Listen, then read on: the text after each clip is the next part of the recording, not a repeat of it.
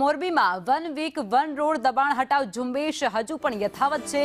દર બુધવારે મનપા દ્વારા દબાણ હટાવ ઝુંબેશ શરૂ કરવામાં આવે છે, જેમાં ગાડા માર્ગમાં દબાણ દૂર કરવાની કામગીરી હાથ ધરાઈ રહી છે। શહેરમાં વાવડી રોડ પર ડિમોલિશનના નામે માત્ર નાટક કરવામાં આવ્યું હોય તે પ્રકારનું એક ચિત્ર પણ ત્યાંથી સામે આવ્યું છે।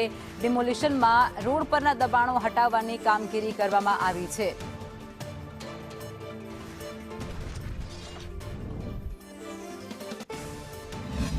કૃષ્ણા પાર્ક સોસાયટીની બાજુમાં આવેલા ગાડા માર્ગમાં જે દબાણ છે તે અંગેનું ડિમોલિશનની કાર્યવાહી છે। અહીંયા પાછળ ભંગારના શેડ હતા, તે શેડ અને અહીંયા પાછળના રસ્તામાં સીએનડી વેસ્ટ નાખવામાં આવેલું, તે દૂર કરીને તે રસ્તો ખુલ્લો કરવા માટેની કાર્યવાહી કરવામાં આવશે।